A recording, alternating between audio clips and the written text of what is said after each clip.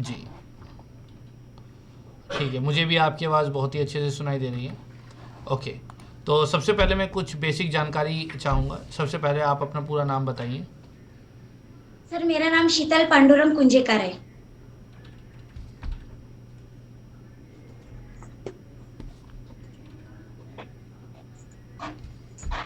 किस सब्जेक्ट के लिए अप्लाई किया है आपने?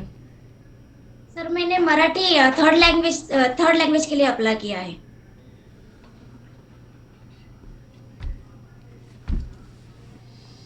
और आपका ग्रेजुएशन किस चीज़ में है? आर्ट में है sir, BA art. BA Marathi में है ऑनर्स? हाँ सर, मराठी में ही है। हाँ, मराठी ऑनर्स किया है। नहीं सर, सभी वो मैंने ओपन यूनिवर्सिटी से किया था ना, तो 2 साल में कंप्लीट हो गया था। उससे ओके। पहले मैंने डीएड कंप्लीट किया था, इसीलिए। ओके, बीएड कहाँ से किया है?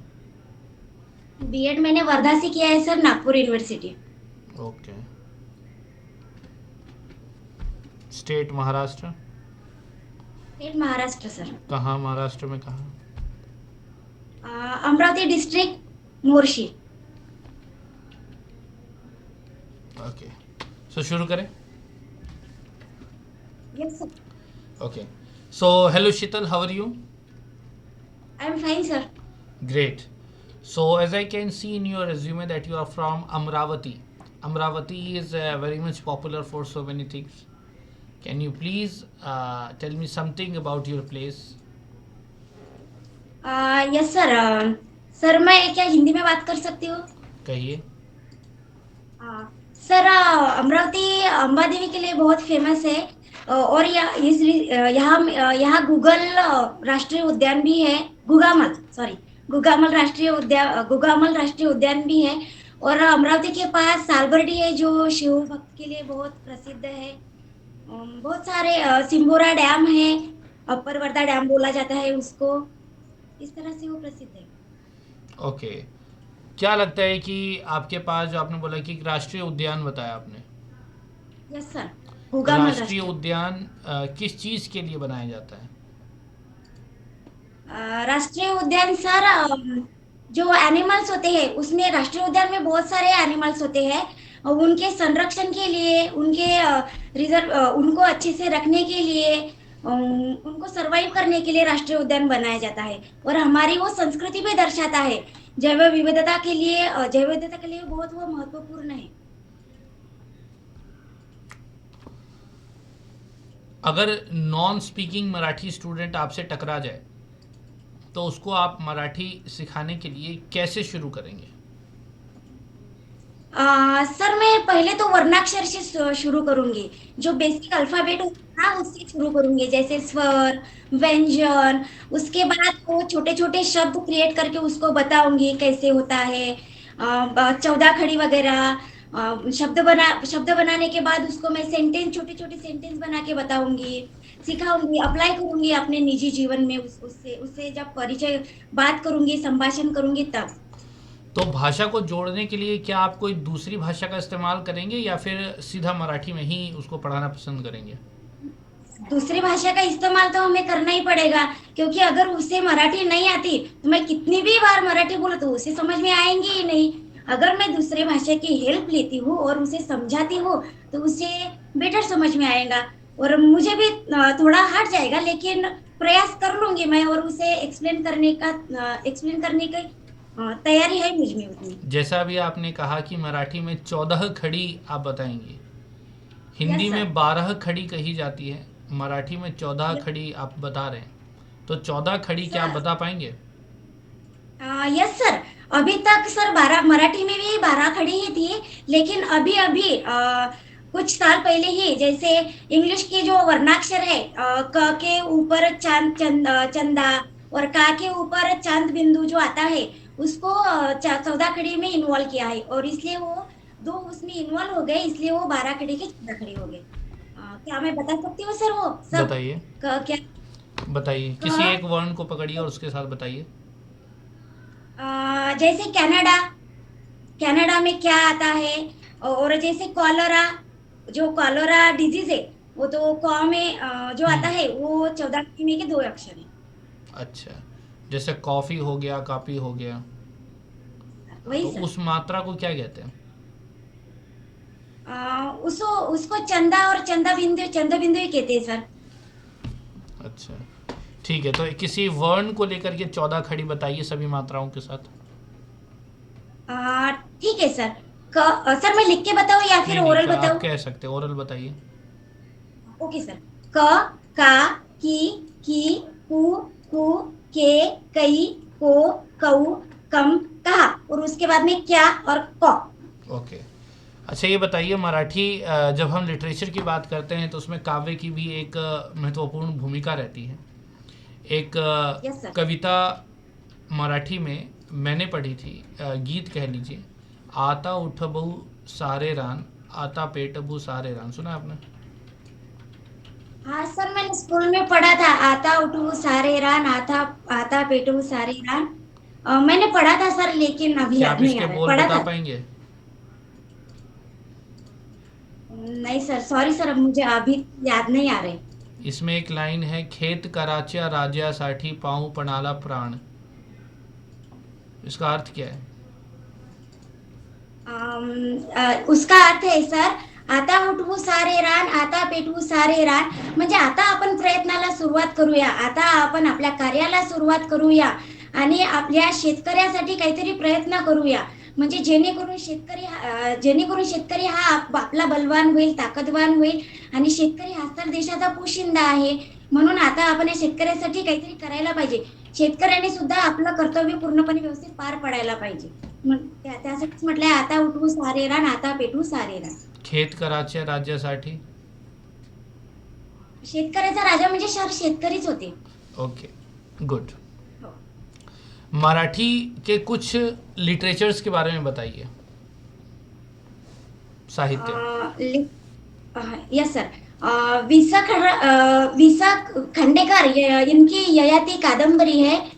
और पा- कादम्बरी के बारे में बताइए कुछ। ययाति कादंबरी के बारे में। हम्म, ययाति कादंबरी को साहित्य अकादमी पुरस्कार मिला है जी। सर। और वो राजा उसमें, मैंने बहुत साल हो गए वो पढ़ी थी, लेकिन मैं अभी भूल गई हूँ। लेकिन मुझे जितना याद है मैं उतना बता सकती हूँ कि उसमें राजा और रानी का वर्णन लिखा हुआ है। ओके। जो जिस स्टेट से आप आते हैं उस स्टेट की राजधानी बता सकते हैं आप? यस सर, मुंबई राजधानी है सर महाराष्ट्र की। अच्छा, मुंबई उस स्टेट की राजधानी है, लेकिन राष्ट्रीय स्तर पर भी उसको एक अलग तरह की राजधानी का भी दर्जा है। यस सर, आर्थिक राजधानी का दर्जा है सर मुंबई को। आर्थिक राजधानी का दर्जा उसको दिया गया है, इसके पीछे कोई खास वजह? यस सर, क्योंकि मुंबई वास्तविक में देखा जाए तो मुंबई बहुत ही छोटा प्रदेश है, छोटा एरिया है। लेकिन उसमें इंडस्ट्रियल इतनी प्रोग्रेस है कि महाराष्ट्र के तौर पर वो बहुत ही प्रसिद्ध है। बहुत सारे वहाँ पर व्यवसाय होते हैं, रोजगार उपलब्ध होते हैं, बहुत सारी कंपनियां हैं। और तो और खनिज तेल का भी वहाँ पे फैक्ट्री वगैरह है। जिसको माइन बोला जाता है, खनिज तेल वगैरह वो सब है। जो महाराष्ट्रियन कल्चर है उसका फैलाव महाराष्ट्र से उत्तर की तरफ और पूर्व की तरफ होता हुआ दिखता है, लेकिन दक्षिण की तरफ बहुत कम दिखाई देता है। इसके पीछे क्या वजह हो सकती है? सर मैं ये समझ नहीं पा रही हूँ कि महाराष्ट्र का जो फैलाव है वो भारत के तौर पर क्या बोल रहे हो भारत क्या? के नहीं, कल्चर कल्चर।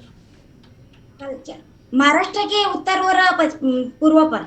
हाँ, सर जो प्रश्न में दोबारा कहता हूँ, जो महाराष्ट्र की संस्कृति है, जो कल्चर है, उसका फैलाव, या फिर अगर हम देखें कि वैसी ही कुछ चीज़ें महाराष्ट्र के आसपास के प्रदेशों में देखने को मिलती है, राज्यों में भी देखने को मिलती है, हाँ। उसमें महाराष्ट्र के कुछ पूर्वी राज्य और कुछ उत्तरी राज्यों में फिर भी देखने को मिल जाता है, लेकिन दक्षिणी राज्य में कुछ ऐसा खास देखने को नहीं मिलता। इसके पीछे खास क्या वजह मानते हैं आप?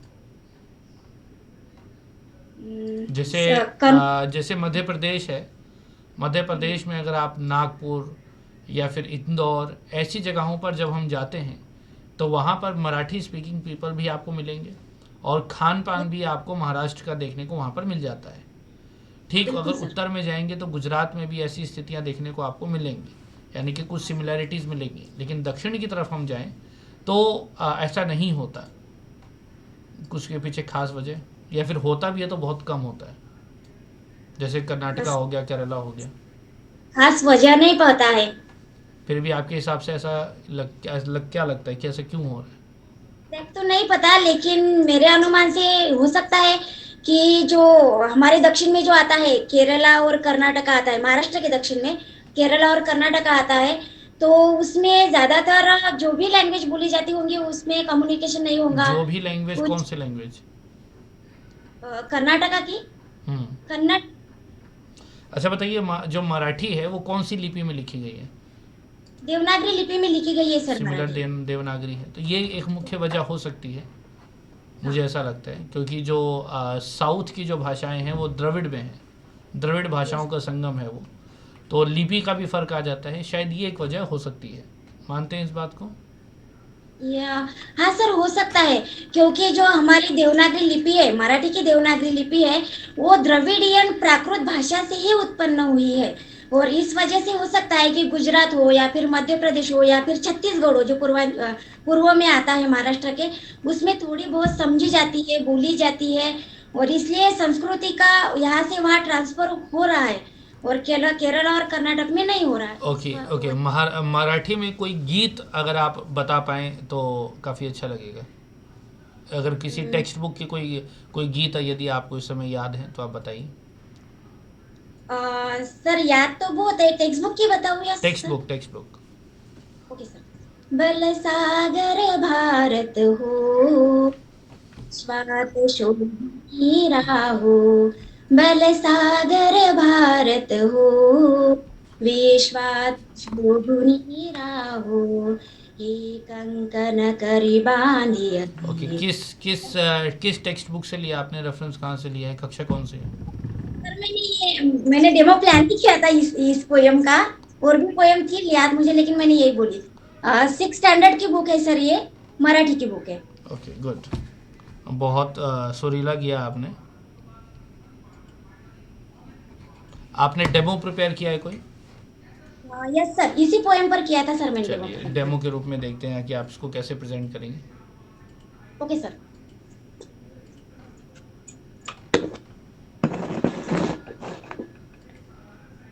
अ, सर मी इयत्ता 6वीतील साने गुरुजींची बलसागर भारत हो ही कविता शिकवणार आहे। सर मी शिकवू का? परवानगी आहे सर आपली? श्योर। Okay, thank you. मुलांनो, कॅप्टन प्लीज स्टँड अप. मला तुम्ही सांगा की पटसंख्यावर किती मुलं आहेत? 40 मुलं आहेत. ठीक आहे. हजर किती आहेत बरं? 38 आहेत. आणि गैरहजर? ठीक आहे, 2 आहेत. बरं, जे कोणी 2 असेल त्यांना बाकीच्यांना तुम्ही सांगू द्या जे आज आपण शिकलेलो आहोत. ठीक आहे. आजची तारीख काय आहे बरं, सांगा बरं मला? 20 फेब्रुवारी 2023. ठीक. मुलांनो, तुम्हाला माहिती आहे का, आता जो 26 जानेवारीचा मागच्या महिन्यातला कार्यक्रम होऊन गेलेला आहे, त्या कार्यक्रमामध्ये आपण खूप काही प्रतिमेची पूजा केली आहे, पूजन केलेलं आहे. त्या पूजनामध्ये कोणकोणत्या थोर नेत्यांचा सहभाग होता बरं? सांग बरं शाश्वत तू. कोणत्या थोर नेत्यांचा सहभाग होता? कोणाचा फोटो होता? महात्मा गांधी, करेक्ट. इकडे परिधी तू सांग बरं. आणखी कसं? Bhagat Singh, very good. इकडे अ, नेताजी सुभाषचंद्र बोस, बरोबर, करेक्ट. त्यानंतर साने गुरुजी, करेक्ट. तर साने गुरुजी ज्यांची प्रतिमा होती ना तिथे, त्याच साने गुरुजींची आज आपण कविता शिकणार आहोत, बघणार आहोत. आणि त्या कवितेचं नाव आहे बलसागर भारत हो. माझ्या मागे कवितेचं नाव म्हणा बरं. बलसागर भारत हो. कोणी लिहिली बरं ही कविता? मी आताच सांगितलं तुम्हाला.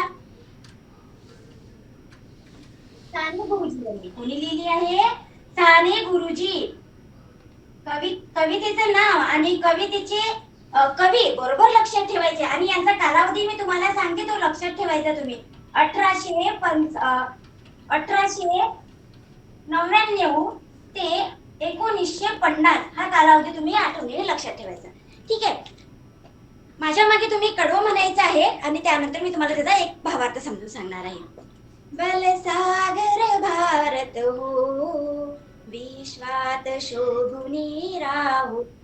बलसागर भारत हो, विश्वात शोभुनी राहो. एक कंकण तरी बांधियले, जनसेवे Okay, जीवन. conclude this class. ओके. तुम्ही पण माझ्या मागे म्हणा बरं सर्वांनी. हे कंकण करी बांधियले, जनसेवे जीवन दिधले, राष्ट्रार्थ प्राण हे उरले, मी सिद्ध मरायाला हो, बलसागर भारत हो, बलसागर भारत हो. म्हटली ना माझ्या मागे छान. बरं ठीक आहे. आता तुम्ही सर्वांनी मी या कडव्याचा तुम्हाला अर्थ समजून सांगते, तो शांतपणे ऐका आणि लक्षात ठेवायचा आहे. बरं, सागर भारत हो म्हणजे काय म्हटलेलं आहे की आपला भारत देश हा बलवान व्हावा, ताकदवान व्हावा. हा भारत देश एवढा ताकदवान व्हावा Okay, की thank you, Sheetal. Please take your seat. Okay sir, thank you sir.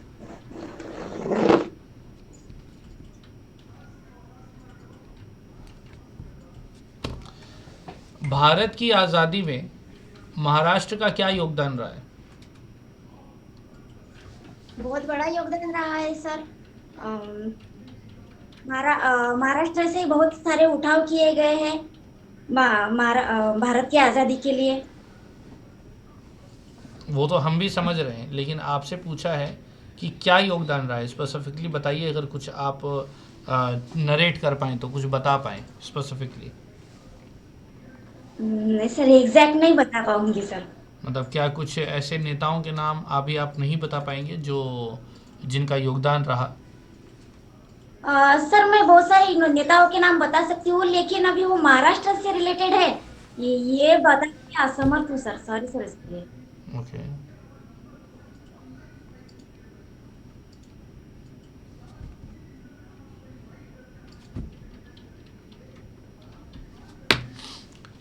एक कील को नदी में डालते हैं तो डूब जाती है, लेकिन sir. एक बहुत बड़ा जहाज नदी में तैरता है. क्या वजह हो सकती है? सर जो जहाज नदी में तैरता है, कील जो है उसका जो ग्रेविटी पावर होता है उसकी वजह से वो नीचे डूब जाती है.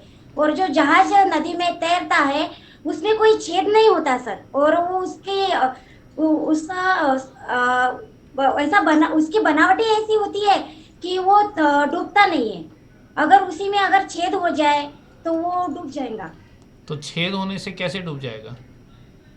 उसमें पानी एंटर करेगा और पानी एंटर करने से उसका जो समतोल है वो बिगड़ जाएगा और वो गिर जाएगी. तो पानी में जो गिर. नाव है वो तो ऊपर से खुला ही रहता है, ऊपर से भी पानी आ सकता है. हाँ, ये बात सही है सर, लेकिन उसका जो आकारमान रहता है, उसकी जो बनावट रहती है, ऊपर से पानी आता है लेकिन थोड़ा बहुत ही आ सकता है ना. नीचे से अगर कुछ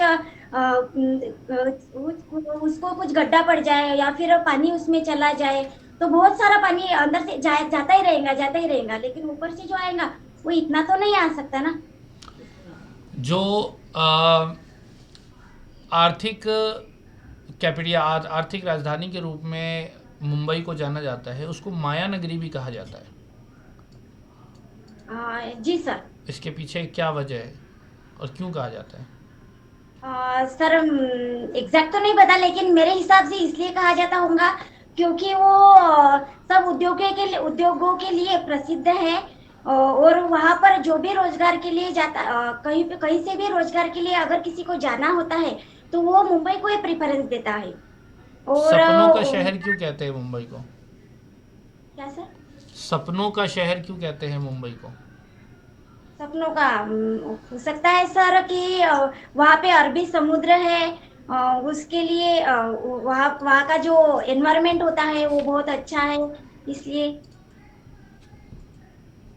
और वहाँ जो फिल्म इंडस्ट्री है, फिल्म इंडस्ट्री के जो स्टार्स है वहाँ होते हैं, इस वजह से भी कहा जाता होगा. आमची मुंबई का क्या मतलब है?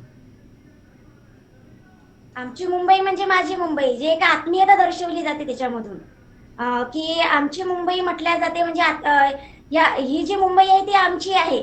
यातील जी प्रगती आहे, जे काही नुकसानही होत असेल, चांगल्या गोष्टी होत असेल, काही गोष्टी होत असेल, ही जी संस्कृती आहे, हिच्या ज्या परंपरा आहेत, त्या आमच्या आहेत. आम्हाला त्याचा खूप अभिमान आहे, म्हणून त्याला आमची मुंबई म्हटलं जात आहे. Okay, good. मुलगी शिकली प्रगती झाली, क्या मतलब हुआ इसका?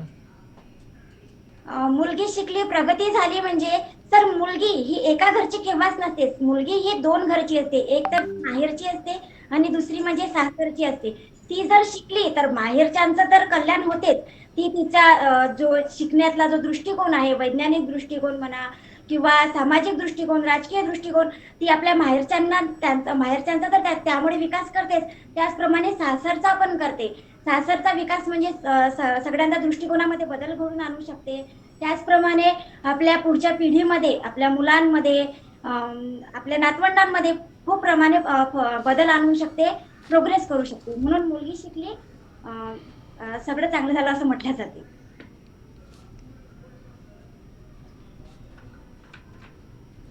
Okay, thank you Shetal. Your interview is now over. Thank you. Thank you. Very well done. बहुत बढ़िया, बहुत अच्छा इंटरव्यू था आपका. बहुत बढ़िया, बहुत सुंदर. तो चलिए पहले कुछ पॉजिटिव्स की बात कर लें और फिर जहाँ जहाँ इम्प्रूव हम कर सकते हैं उनके बारे में बात करेंगे. ये जो वीडियो हमने जो रिकॉर्ड किया है, ये वीडियो अभी आपको मिल जाएगा. आप उस वीडियो को आराम से देख करके उसको अच्छे से एनालाइज कर सकते हैं. वो भी आपको काफ़ी हद तक मदद करेगा अपने आप को इम्प्रूव करने में. Yes. सबसे पहले अगर मैं पॉजिटिव्स की बात करूँ तो your personality was very nice. You are nicely dressed. ठीक है, आपकी पर्सनैलिटी वाइज आप बिल बहुत ही अच्छे लग रहे थे, बहुत ही बढ़िया लग रहे थे और सूट कर रहे थे, मतलब डिज़र्विंग कैंडिडेट के रूप में लग रहे थे. बातचीत की बात करें तो उसमें भी काफ़ी भोलापन था और बहुत ही बढ़िया था, बहुत ही अच्छा था. Very well done. तो कम्युनिकेशन भी बहुत अच्छी है आपकी और देखा मैंने कि जहाँ पर जिस चीज़ को आप बहुत बेहतर तरीके से जानते थे उसको आपने काफ़ी कॉन्फिडेंटली बताया और जहाँ पर आप थोड़ा कन्फ्यूजन लग रहा था, जहाँ पर आपको, वहाँ पर कई जगहों पर आपने स्ट्रेट कहा कि आप नहीं जानते इस प्रश्न को, और जहाँ ओपिनियन की बात थी वहाँ ओपिनियन भी रही. लेकिन हाँ, कुछ प्रश्न ऐसे ज़रूर थे जो कि काफ़ी सामान्य प्रश्न थे और मैं उम्मीद कर रहा था कि आप उन प्रश्न के जवाब बिल्कुल सही देंगे. जैसे कि सपनों का शहर या माया नगरी. माया नगरी बॉलीवुड की वजह से है और सपनों का शहर इसलिए कहते हैं क्योंकि आपने पहले ही बताया कि वहाँ पर लोग रोज़गार की तलाश में जाते हैं, अपने सपने बुनने जाते हैं, अपने सपनों को साकार करने जाते हैं.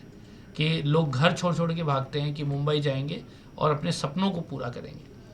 तो सपनों को पूरा करने का संबंध और किसी चीज़ से नहीं है. सपने को पूरा करने का संबंध खुद की जो एस्पिरेशंस हैं उसके लिए. कोई डांसर बनना चाहता है तो वहाँ जाता है, एक्टर बनने का सपना लेके ही तो वहाँ पे जाता है. Yes. है ना, इसलिए उसको सपनों का शहर कहते हैं. मुलगी सीखली प्रगति जाली, इसका बहुत अच्छा एक्सप्लेन किया आपने. आमची मुंबई भी बहुत अच्छा एक्सप्लेन किया आपने.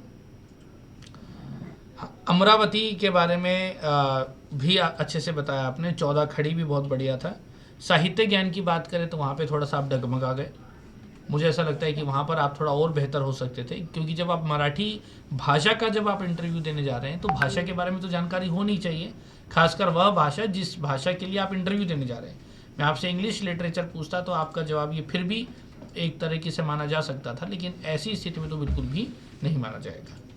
ठीक है, तो इससे आप थोड़ा सा बचेंगे कि साहित्य के बारे में ज़रूर जानकारी लें.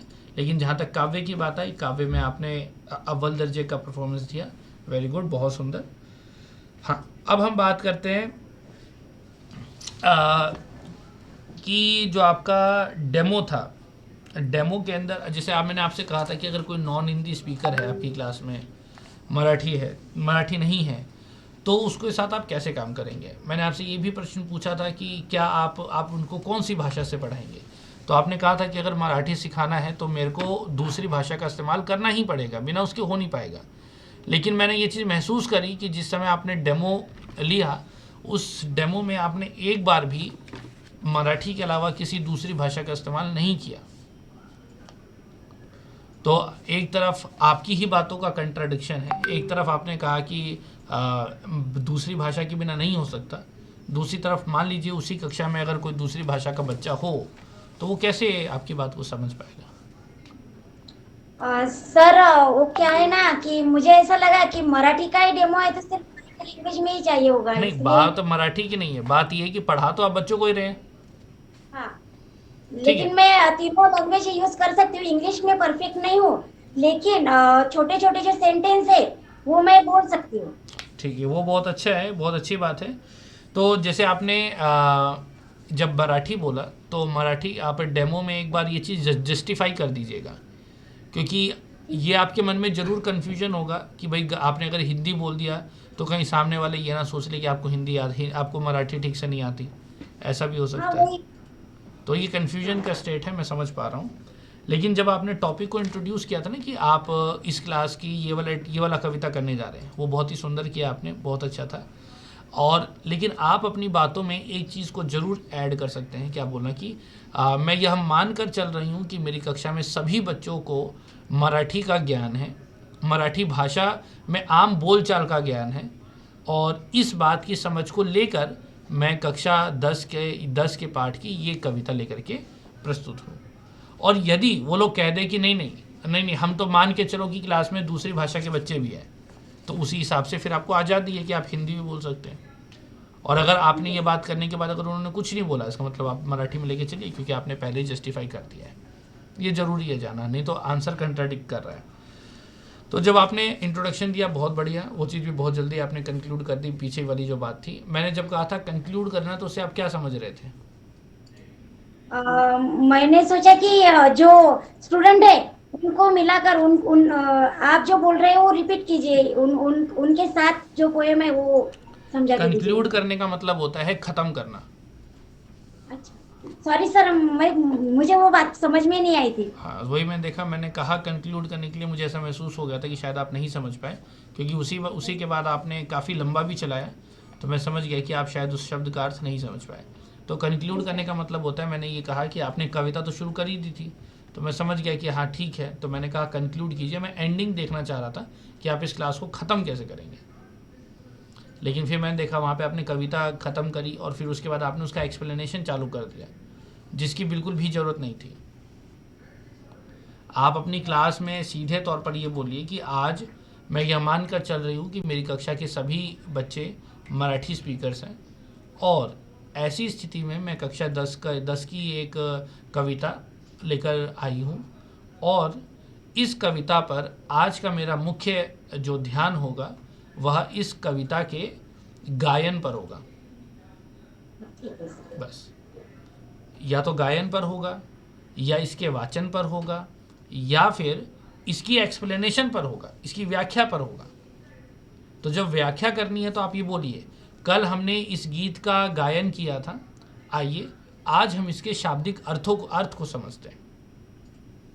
आप पूरी कविता भी करा देंगे, पूरा गाना भी गा देंगे, और एक्सप्लेन भी कर देंगे डेमो में, ऐसा कैसे चलेगा? इस हिसाब से तो आप एक हफ्ते में पूरा सिलेबस कवर कर देंगे, है कि नहीं? तो आप ये बकायदा ये भी कह सकते हैं कि आज हम पहले पहले पहले छंद का पहले स्टैंजा को लेंगे, और पहले स्टैंजे का गायन और उसका अर्थ समझने की कोशिश करेंगे। ठीक है सर। आप ऐसा कह सकते हैं। और संक्षेप, जब मैं कंक्लूड करने की बात करूं, या जब आप कंक्लूड, जब वो आप करना ही है फटाफट, तो जैसे आपने गायन को चूज़ किया, तो गायन ख़त्म करके आप तुरंत उसके बाद बोलिए कि अब इस कविता में आए हुए जो कठिन शब्द आपके हिसाब से आपको लगे, उन शब्दों की सूची आप बनाएंगे, उनके अर्थ को ढूंढने की कोशिश करेंगे, और कल उन्हीं शब्दों पर हम पुनः विचार करेंगे। ऐसे ठीक है करके सर। आपको ख़त्म करना है। एक चीज़ कराइए, ये नहीं कि वो सामने वाला कुछ नहीं बोल रहा तो बोलते जाओ बोलते जाओ बोलते जाओ, नहीं, आप ख़त्म कीजिए और धन्यवाद बोलिए। ठीक है, डेमोज में मैंने ये चीज़ बताई भी, आपने डेमो देखा है? यस सर, मैंने आपके सभी डेमो देखे हैं। तो डेमो में ये चीज़ तो मैंने बताई ना, कंक्लूड करना ज़रूरी है। शुरू वाला थोड़ा और फास्ट कर देना, वैसे आपका ठीक था, कुछ में दिक्कत नहीं थी, लेकिन हाँ क्लास को शुरू करके ख़त्म करना ज़रूरी है। ठीक है सर। ठीक है, बहुत देर तो इसलिए इंतज़ार करना पड़ता है क्योंकि टॉपिक ही नहीं आता।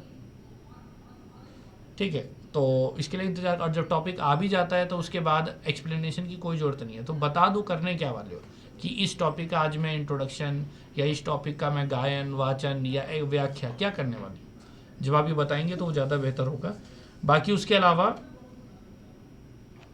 फ्रीडम मूवमेंट के बारे में आपको महाराष्ट्र के बारे में नहीं पता था, इतने इतने सारे मतलब नेता जो है वहाँ से आए हैं।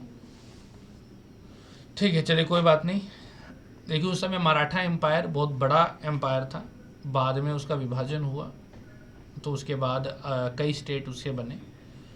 तो एक वो स्थिति है, वो भी थोड़ा बहुत महाराष्ट्र के बारे में आपको पता होना चाहिए। हो सकता है कि आप सब बीइंग मराठी, तो जितने भी लोग होंगे सब एक ही जैसे होंगे, सारे नेटिव स्पीकर्स ही होंगे, तो सब एक, लेकिन फिर भी ये प्रश्न की संभावना आपसे बन सकती है।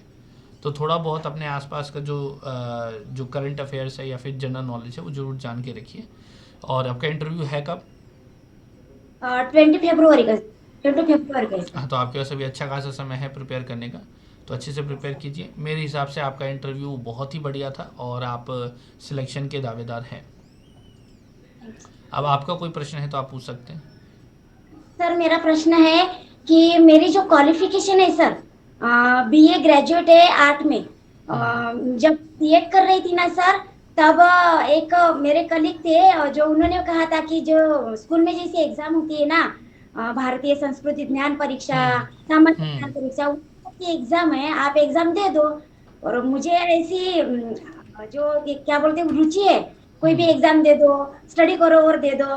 मैंने स्टडी किया और एग्जाम दी, तो उसमें एक सर्टिफिकेट मिला जो 12 के बेस पर है सर। कोविद बोलते हैं उसको, हिंदी कोविद। हम्म। और जो एग्जाम दी जिसको बोलते हैं हिंदी साहित्य रत्न। हम्म। तो मैंने एग्जाम क्लियर कर ली है सर, अच्छे नंबरों से की है। तो मैं कंफ्यूज थी कि वो मैं इसमें बिल्कुल शो करो, रिज- बिल्कुल शो करो, क्योंकि जो नवोदय विद्यालय 3 भाषाओं पे ही काम करता है, हिंदी, इंग्लिश और क्षेत्रीय भाषा। तो वो जो ये जरूर जानना चाहेंगे कि मराठी स्पीकर के रूप में आप अन्य भाषा का कितना ज्ञान रखते हैं। Yes sir. तो अगर हिंदी भाषा के बारे में आप ये सब प्रदर्शित करेंगे तो ये बहुत ही बेहतर है। और उसको दिखाने के बाद आप इसको ऐसे भी जोड़ सकते हैं कि चूंकि नवोदय विद्यालय जो है वो 3 भाषा पर मुख्यतः काम करता है, हिंदी, अंग्रेज़ी और क्षेत्रीय भाषा। तो यहाँ पर इस हिंदी के ज्ञान को जो मैंने यहाँ पर सीखा है, आज मैं सौभाग्यशाली अपने आप को समझती हूँ कि इसका जो ज्ञान है मैं अपने छात्रों तक प्रसारित कर सकती हूँ, और हिंदी भाषा का उपयोग करके मैं मराठी को और बेहतर तरीके से बच्चों तक पहुँचा सकती हूँ। ऐसे आप इसको जोड़ सकते हैं, और डेफिनेटली आप शो कीजिए, कोई दिक्कत नहीं है। सर और भी है, मैंने क्राफ्ट डीएड भी किया हुआ है सर। क्या जो किया है? क्राफ्ट डीएड इसका क्राफ्ट डीएड सर, जो क्राफ्ट किया कार्यानुभव हुआ का है? क्राफ्ट, हाँ, तो वो भी क्राफ्ट किया को भी हुआ जोड़िए, क्या दिक्कत है, क्राफ्ट भी बहुत अच्छी चीज़ है। है इसीलिए। स्केच वगैरह कोई दिक्कत नहीं है, तो अच्छी बात है। को करिकुलर आप बता दीजिए, आपकी हॉबीज़, को करिकुलर में इंटरेस्ट है, आप कुछ कुछ चीज़ें करती रहती हैं। हम्म। कोई प्रॉब्लम नहीं, बाकी कुछ नहीं। और कुछ नहीं है, तो इन सभी चीज़ों को दिखाइए, ये तो आपको निखारेंगी और ज़्यादा क्रिएटिव बनाएंगे। यही रीज़न है, इससे ये बताने से मैं समझ पा रहा हूँ कि आपने जो गीत गाया, गीत बहुत ही सुंदर क्यों रहा होगा, क्योंकि जो ललित कलाएं हैं उसमें भी आपका इंटरेस्ट दिख रहा है। ठीक है, वेरी गुड, वेल डन। मेरे हिसाब से आपका इंटरव्यू बहुत ही बेहतर था और बहुत ही अच्छा था। ठीक है, थैंक प्रश्न यू भी सर। हो गए, तो क्या अभी हम साइन ऑफ कर सकते हैं? Yes sir. अभी आपको ये वीडियो मिल जाएगी, इस वीडियो को आप अच्छे से देख लीजिएगा, और जहाँ पर भी जितना भी इम्प्रूवमेंट करने को मिले कोशिश कीजिएगा, अभी आपके पास समय है। All the best. Yes, thank you sir.